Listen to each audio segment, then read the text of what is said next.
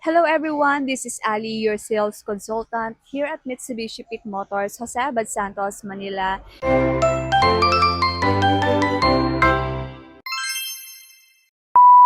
And for today's video guys, I am very excited to share with you our 2025 na Montero Sport Manual Transmission. So in this video guys, iikutan natin saglit kung ano nga ba ang meron sa ating SUV. Bakit nga ba siya ang isa sa pinakasikat at pinakamagbiling SUV dito sa Pilipinas. And by the way guys, i-discuss ko na rin sa inyo yung kanyang promo at freebies once na nag-avail kayo sa akin through in-house financing. And guys, alam niyo ba, napakalaki ng cash discounts nito kung mag-aabil naman kayo sa akin into cash transaction.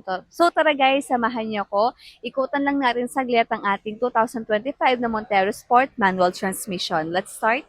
So under the hood, we also have here the 2.4-liter 4-in-line double overhead cam, 16-valve intercooled turbocharged direct injection with a Mavic VGT Euro 4 diesel engine o 4N15 na meron po tayong maximum power of 181 pedestarte at 3,500 RPM with a maximum torque of 430 Newton meter at 2,500 RPM thanks to Mybec technology na nagbibigay ng more power, better fuel efficiency at less emission with the Euro 4 compliant na eco-friendly na rin. At ang ating fuel tank capacity with this Montero Sport, we have here the 68-liter of fuel tank capacity. So next one ang ating front grille design na may black and silver accent na nagbibigay ng bolder at premium look sa ating exterior together with our front fascia na nagbibigay din ng elegance look sa buong unit. So,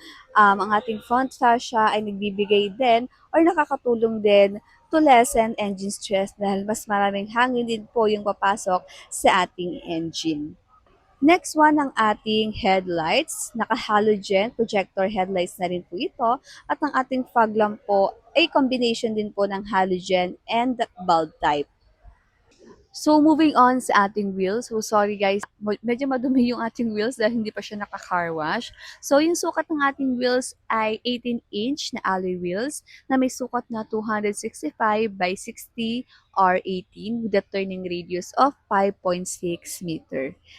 So, next one ang ating side mirror. Naka-chrome ito with integrated turn signal lights. And we also have here our door handle. Guys, sa ating GLX manual transmission, hindi po tayo equipped ng keyless operation system. So, when it comes naman sa ating tail lamp, ito po ay naka-LED tail lamp na. At equipped na rin po tayo dito ng reverse camera for our advanced safety. At meron na rin po tayong 4 na parking sensors. And we also have here the fin type antenna and roof rails. So si roof rails ay good for top loading options at si fin type antenna naman is good siya for better aerodynamics and signal reception. And guys, if mag-a-avail kayo sa akin into in-house financing, pwede natin itong pakabitan ng kanyang GT spoiler yan para mas perfect na yung ating SUV. So, sa ating driver's side, as you can see, may mga soft pads tayo dito. Ayan, for better convenience. Then, sa ating side, nandito yung control sa ating power window adjustment and center door lock. At may mga side pockets na rin po tayo dyan. So, by the way guys, is may additional lighting tayo dito sa baba ng ating pintuan. Ayan. So, sa side naman, control sa ating side mirror. We also have here our parking sonar. Ayan. So, tara check natin yung kanyang steering wheel. So, sa ating steering wheel, meron po tayo na 3-spoke na leather wrap. So, mas comfortable siya i-drive kasi naka-leather wrap siya. And sa left side, nakikita natin dito yung control sa ating meter cluster at yung ating namang multimedia control. Sa kanan naman, yung ating cruise control, voice command, and hands-free button. So, si cruise control, again, paano nga ba siya gumagana? Usually, ginagamit natin to sa mga expressway. So, kung tumatakbo kayo ng 40 km per hour at gusto nyo po i-steady yung takbo nyo up to 80 km per hour, all you need to do is to press the cruise control button. Then, milalabas po dito sa ating meter cluster. So, once na nag-appear dito yung cruise control icon, isa-set nyo po siya. So, itatoggle up nyo lang po siya para dagdagan po yung takbo ninyo. Then, once na okay na kayo dun sa takbo na na-iset ninyo, itatoggle down nyo lang po para ma-iset. Then, after that, pwede niyo pong i-release yung paa nyo sa ating gas pedal at mag-focus na lang po kayo sa ating steering wheel. But then again, kailangan nyo pa rin pong umabang pa rin sa ating brake. Siyempre, mas importante pa rin yung ating safety habang nagmamaneho. But then, again and again, hindi po namin agad-agad na inire-recommend na gumamit yung mga newbie o yung mga first-time car owner na gumamit ng ating cruise control features. So, mas okay na i-explore nyo din po muna yung gantong features bago nyo po gamitin agad for your extra safety rin po. So, ayun lang guys. At pagdating naman po sa ating aircon system, naka-single zone na auto climate control tayo.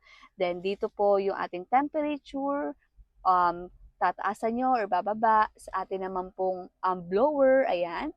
Then, kung gusto niyo pong maging auto climate control, pindutin niyo lang po itong auto na um, button. Then, circulation, ayan. Yung air circulation, always remember guys na dapat lagi itong naka-on para yung hangin lang is nag-circulate sa loob ng ating cabin. Then, sa ating front and rear defogger, yan, in case na may moisture tayo sa mga salamin natin, maki-clean up agad. Ayan, sa ating mode naman, kung gusto niyo naman po yung hangin o yung lamig is bumubuga ba sa paanan or sa upper area. Ayan, pwede niyo pong i-adjust yan. So, we also have here the 12 volts na power outlet at may mga charging ports tayo dito. Ayan. USB charging ports. Ayan.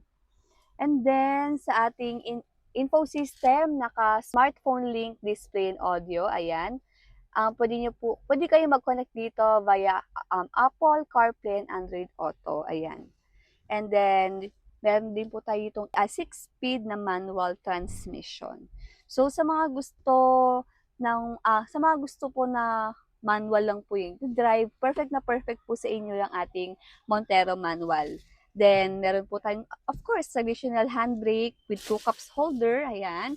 And armrest na rin po with center console box. So, ayan.